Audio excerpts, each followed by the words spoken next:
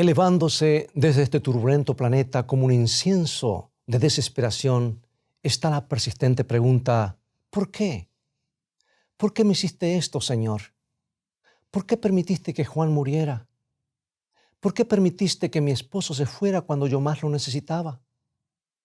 ¿Por qué permitiste que el auto derrapara, el avión se estrellara, el bote se hundiera, el hotel o la casa se quemaran? ¿Por qué me quitaste la vista, Señor? Mis piernas, mis brazos. ¿Por qué no puedo caminar? ¿Por qué soy un prisionero o prisionera para siempre en esta silla de ruedas? ¿No me quieres, Señor? ¿No te importa? ¿Tiene Dios una respuesta? Una respuesta suficientemente convincente como para cambiar la sinfonía de lágrimas en un dulce canto de confianza o aún en una rapsodia de gozo. Mantente en sintonía.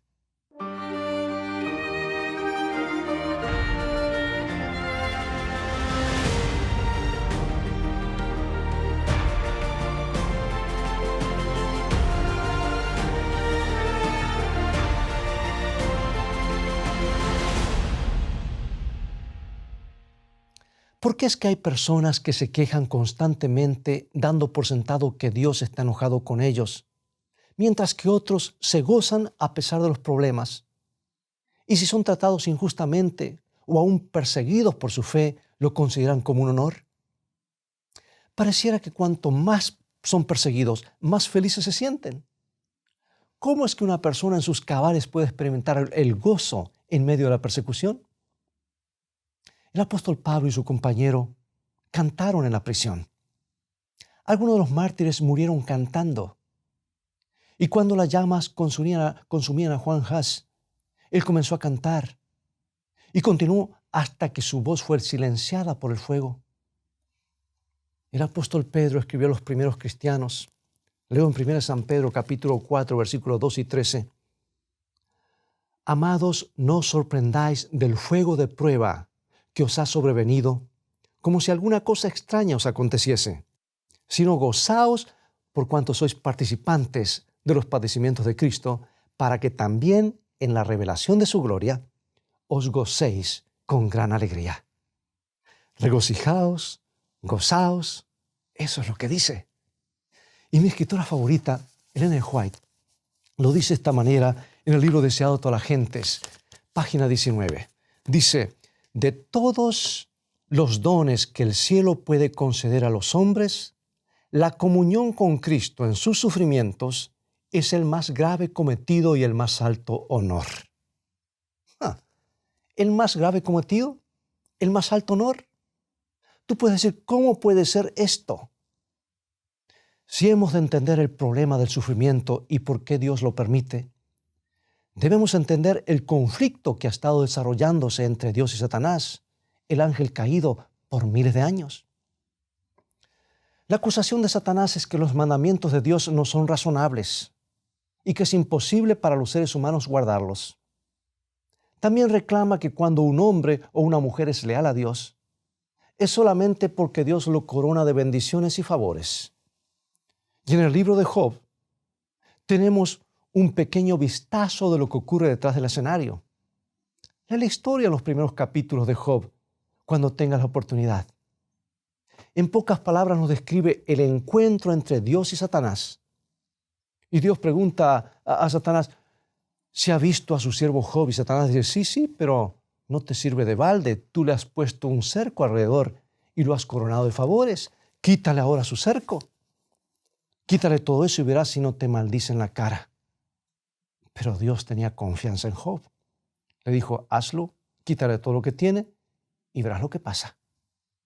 Así que una serie de calamidades cayeron sobre Job, una tras otra en rápida sucesión. Perdió todo cuanto tenía, incluso su familia, excepto su esposa. Pero todavía servía a Dios. Job seguía sirviendo a Dios. Y Satanás se quejó de que Dios no le había permitido tocarle su cuerpo. Si le permitía tocar el cuerpo de Job, seguramente olvidaría su lealtad. Así que Dios le dijo, hazlo, solamente no toques su vida, conserva su vida.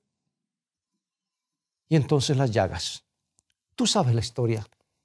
Pero aún Job permanecía leal a su Dios. Y dijo Job, lo que aparece en el capítulo 13, versículo 15. He aquí, aunque él me matare, en él esperaré. Ahora, Job, por supuesto, no sabía lo que estaba ocurriendo detrás del escenario.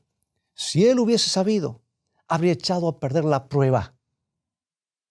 Pero también si lo hubiese sabido, ¿no te parece que él hubiese considerado un alto honor que el Señor pudiese confiar tanto en él?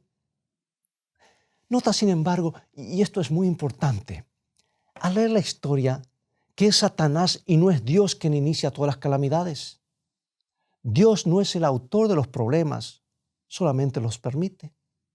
Y Él pesa y mide cada prueba que permite para que no sea demasiado. Así que la siguiente vez que te encuentres pasando a través de las experiencias difíciles, recuerda que Dios piensa que tú eres lo suficientemente fuerte para soportarla, y eso es un honor, ¿verdad? Que quede bien establecido y bien claro en tu mente, amigo y amiga, que Dios no es el originador de los problemas. Satanás, el enemigo, pinta a Dios como un cruel y duro tirano, trayendo calamidades cada vez que tiene la oportunidad. Y la tragedia es que tiene millones que todavía le creen, pero eso no es cierto. Esos atributos son de Satanás, no de Dios. Ahora, si quieres saber cómo es Dios, mira a Jesús. Recordarás lo que Jesús dijo, que está registrado en San Juan, capítulo 14, versículo 9. Dice, el que me ha visto a mí, ha visto al Padre. Jesús alivió el sufrimiento doquiera lo encontró. No podía soportar ver a alguien sufriendo. Nadie murió en su presencia, no podían. Había aldeas enteras donde no había enfermos porque Jesús había pasado por ellas y había sanado a todos. Así es como es Dios. Hubo dos excepciones aparentes. En ambas, aparentemente, a Jesús no le importó. En una ocasión, cuando su amigo Lázaro, esa fue una ocasión, escuchando que Lázaro estaba enfermo, Jesús no fue a verlo inmediatamente a él y a sus hermanas, sino hasta cuando supo que Lázaro había muerto. Esperó 2 días y no hizo nada, y más días y no hizo nada. Y los discípulos estaban turbados y se preguntaban, ¿será esa la manera como nos ha de tratar a nosotros? Pero Jesús tenía una razón. Él estaba esperando llegar hasta Lázaro para obrar su mayor milagro. Y a propósito esperó. Llegando a la tumba después de 4 días de la muerte de Lázaro, para que cuando Él lo llamase de la tumba, aún sus más enconados enemigos no pudiesen decir que Lázaro en realidad no había muerto. Y Jesús tenía algo más en mente al demorarse.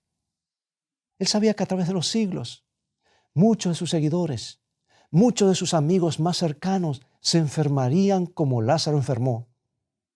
Y los seres queridos en su preocupación irían sobre sus rodillas para contárselo a Dios.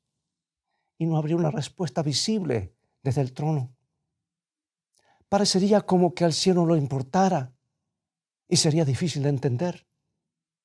Pero Él quería que ellos supieran y que nosotros supiéramos hoy que más allá de la demora está el día de la resurrección y tenemos su promesa y más que una promesa.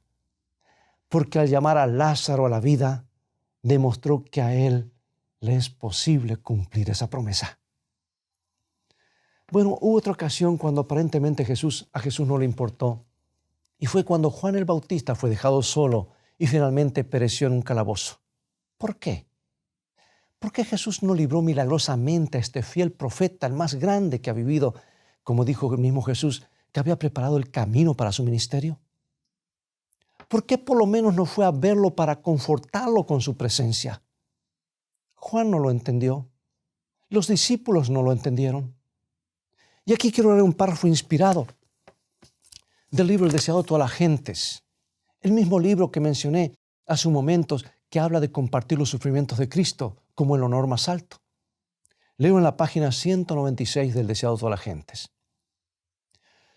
Gustosamente habría librado a su siervo fiel, pero por causa de los millares que en años ulteriores debían pasar de la cárcel a la muerte, Juan había de beber la copa del martirio. Mientras los discípulos de Jesús languidecen en solitarias celdas, o languideciesen en solitarias celdas, o pereciesen por la espada, el potro o la hoguera, aparentemente abandonados de Dios y de los hombres, ¿qué apoyo iba a ser para su corazón el pensamiento de que Juan el Bautista, cuya fidelidad Cristo mismo había atestiguado, había experimentado algo similar? Sí, qué consuelo habría de ser la experiencia de Juan para los miles que a través de los siglos debían pasar por la prisión y la muerte. ¿Pero por qué debían pasar? ¿Por qué la palabra debían? ¿Por qué miles de mártires? Sabemos que la sangre de los mártires era como semilla para la propagación del Evangelio. ¿Donde un mártir perdía la vida? Miles, animados por su fidelidad, su valor, sus cantos al morir, se levantaban a tomar su lugar. Era Satanás, no Dios, quien inició la muerte de los mártires. Pero ellos no murieron solos. Los ángeles estaban con ellos, así como estuvieron con Juan el Bautista. Y Jesús mismo se inclinaba sobre ellos tiernamente mientras exhalaban su último aliento. No tenemos duda de lo que Dios deseaba hacer. Él hubiese querido librar a cada uno de sus siervos de la muerte. Él no permitiría que ninguno de su pueblo muriese si no fuese necesario, porque la muerte no es parte de su plan. Él evitaría cada caída de avión, cada accidente, cada enfermedad, pero todavía no lo hace. El conflicto no ha terminado. Y Satanás acusaría a Dios de injusto si él constantemente estuviese favoreciendo a su pueblo sobre sus enemigos. ¿Recuerdas a Job? No solamente eso. Hombres y ángeles y todos los mundos no caídos deben ver y entender la maldad, la crueldad y los horribles resultados del pecado. ¿Y cómo podría esto llevarse a cabo si Dios siempre estuviese interviniendo para que la guerra, los sufrimientos, los accidentes no tocaran a los inocentes juntamente con los culpables? Yo pienso que puedes ver ahora que Dios necesita Jobs en cada época, en cada generación. No importa cuán corrupta, no importa cuán poco favorable sea el medio ambiente, Dios necesita a alguien que pase la prueba. Él necesita a alguien para decirle a Satanás, este hombre, esta mujer, me seguirá siendo leal, no importa lo que tú le hagas. ¿Y quién diría que no es un alto honor ser elegido para tal demostración? En cada época, en cada generación, en cada circunstancia, Dios necesita esos fieles para que sean un consuelo y fortaleza para otros que están pasando por experiencias similares. La vida de un joven inocente es cortada en un tiroteo. ¿Por qué? ¿Por qué Dios no lo previno? ¿Sabes? De este lado del Edén, Dios permitió que Abel sea muerto por su hermano en un momento de ira. La vida de un amado líder termina repentinamente por un ataque al corazón. ¿Por qué? El mismo Dios le permitió a Moisés, su amigo íntimo, morir. Y me gustaría pensar que en sus últimas horas juntos, en la cumbre del monte, fuera de la vista del pueblo, a Moisés se le dio una visión no solamente de la tierra prometida, sino también del mismo Calvario. Estoy seguro que esos fueron los momentos más sagrados, los momentos más preciosos que Dios y Moisés pasaron juntos. Los demonios podrán decir al oído que no podemos servir a Dios en días como los que vivimos. Días tan corruptos que no podemos confiar en nuestros líderes ni en las personas.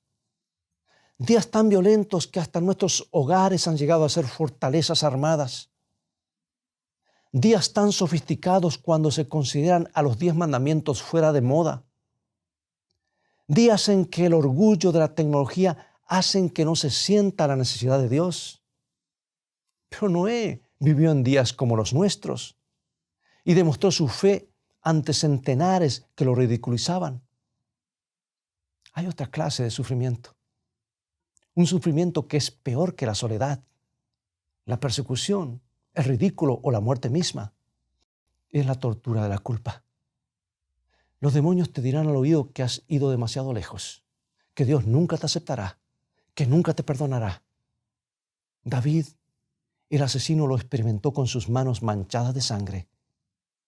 ¿Cómo se habrá burlado Satanás de Dios? Mira, a quien tú llamas el hombre de acuerdo al corazón de Dios. Pero me imagino a Dios observando a David balbucear su hermosa oración de arrepentimiento en el Salmo 51. Mira, Satanás, ¿ves lo que está diciendo y escribiendo? Él no me está pidiendo que salve su reino, o a Betsabé, o al niño, o aún su propia vida. Él está rogando solamente por perdón, y yo lo voy a perdonar. Y Dios lo perdonó. Y Él te perdona a ti también, y a mí. Yo pienso en la gran procesión que un día muy pronto entrará en la ciudad de Dios con Jesús al frente. Jesús, quien fue perseguido y hostigado por ángeles caídos a cada paso del camino desde Belén hasta el Calvario. Jesús, quien guardó los mandamientos que Satanás se había dicho nunca podrían ser guardados. Jesús, quien rehusó bajar de la cruz y abandonar su plan de salvarnos, sin importarle cuán intenso fuese el sufrimiento causado por el enemigo. David estará en esa procesión, y Job, y Jeremías, y Noé, Juan el Bautista, los discípulos de Jesús y todos los mártires, el solitario, el inválido, el confinado a las sillas de rueda, pero ahora caminando, el cojo sin su bastón, los incontables héroes que sufrieron a través de todos los siglos. Mi oración es que tú y yo estemos allí. Satanás ha tenido a la mayoría de las personas de su lado a través de toda la historia de este planeta, haciéndoles dudar de Dios y culpándolo por los problemas, culpándolo de injusticia. Pero en el día final, cuando los perdidos de todas las edades sean congregados en la vasta planicie fuera de la ciudad, toda la evidencia será expuesta, toda rodilla se doblará y toda lengua confesará que Dios ha sido infinitamente bondadoso, justo y bueno. Y a través de todo el universo no habrá un trazo de simpatía por la rebelión de Satanás. Y entonces vendrá el fuego final. Y el incienso de la desesperación se elevará y desaparecerá con el humo de un planeta ardiendo. Nunca más la pregunta ¿por qué? La sinfonía de las lágrimas no se oirá más, porque cuando Dios mismo seque las lágrimas, habrán desaparecido para siempre.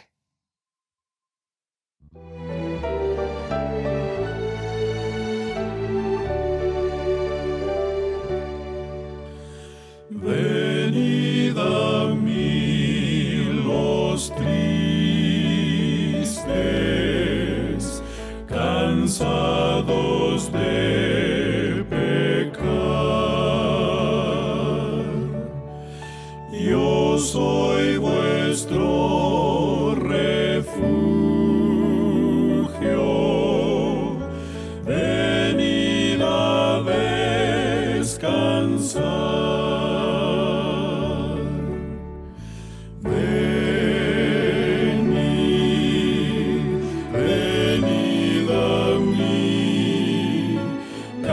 Cansados de pecar, venid, venid a mí, venid a descansar.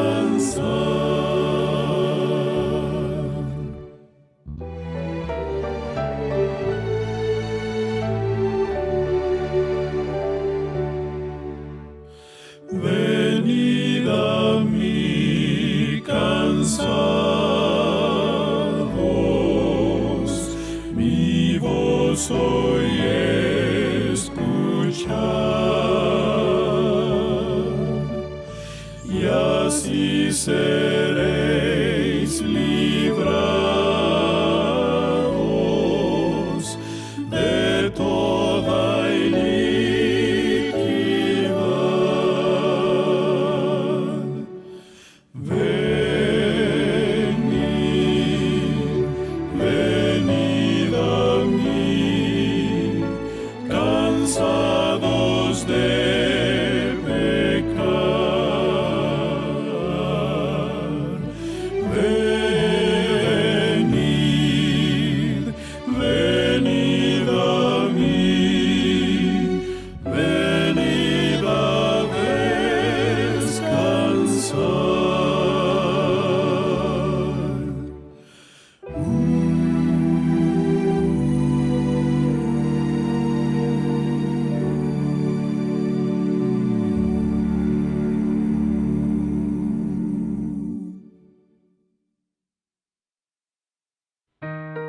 Acompáñame en oración. Padre Celestial, gracias porque tú contestarás todos nuestros porqués algún día. Gracias porque prometes estar con nosotros a través del sufrimiento. Gracias porque a través de las pruebas nos permites mostrar nuestra lealtad hacia ti. Y gracias porque prometes un día secar nuestras lágrimas para siempre. Apresura ese día, te lo rogamos en el nombre de Jesús, quien sufrió y murió por nosotros. Amén.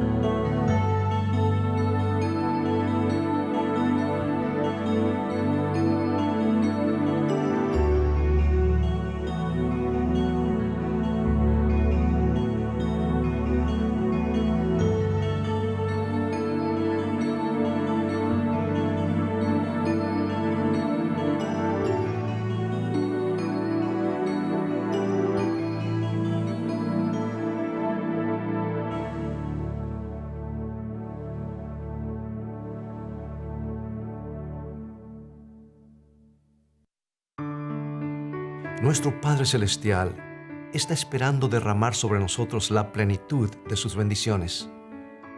Es privilegio nuestro beber abundantemente en las fuentes del amor infinito. Qué extraño que oremos tan poco. Dios está pronto y dispuesto a oír la oración sincera del más humilde de sus hijos. ¿Por qué han de ser los hijos e hijas de Dios tan remisos para orar? Cuando la oración es la llave en la mano de la fe para abrir el almacén del cielo, en donde están atesorados los recursos infinitos de la omnipotencia.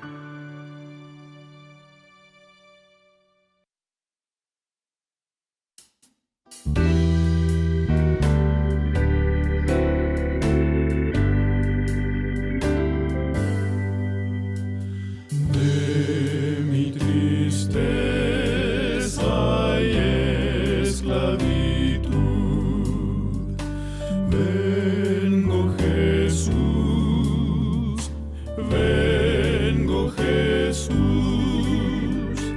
a tu alegría y a tu virtud.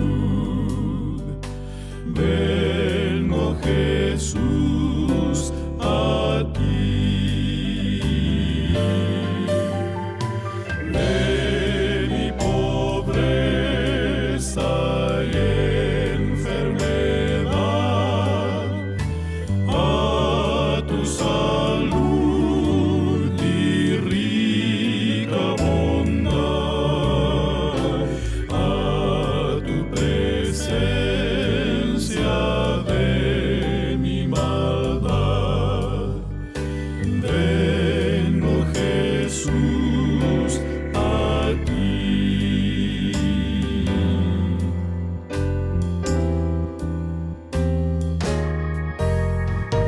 De mi soberbia y ansiedad, vengo Jesús,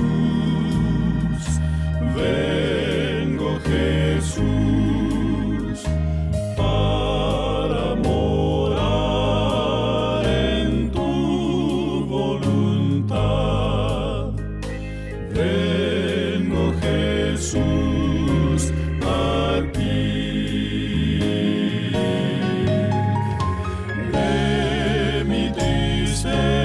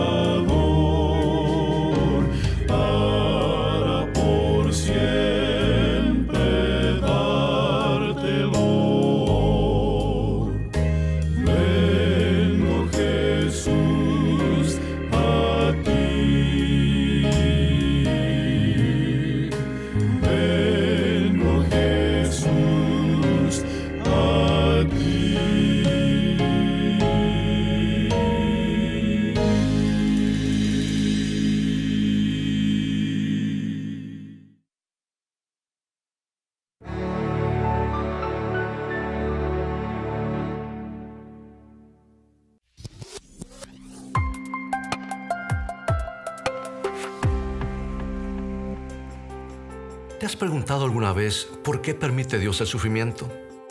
¿Cómo se originó la maldad en la tierra? ¿Cuál es la marca de la bestia? ¿Cómo puedo identificar a un profeta verdadero? Hoy quiero presentarte las nuevas guías de estudios bíblicos, Escrito está. Este conjunto de 25 lecciones contesta cada una de estas interrogantes con la Biblia, en un formato simple de preguntas y respuestas, y contiene amplias ilustraciones gráficas, historias introductorias y tablas de ayuda adicional. Estos estudios se pueden adquirir en conjunto o en forma individual y son una excelente herramienta para entender la Biblia a profundidad. Para más información, visita ahora mismo la tienda de escritoestá.org o llama al 423-362-5834. Descubre a través del estudio de la Biblia el maravilloso plan de Dios para tu vida.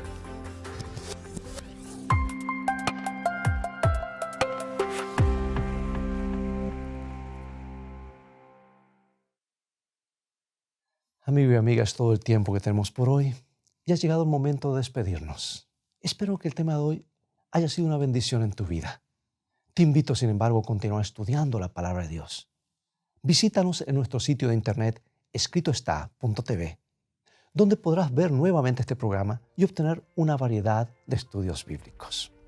Dios te bendiga y recuerda, escrito está, no solo de pan vivirá el hombre, sino de toda palabra que sale de la boca de Dios.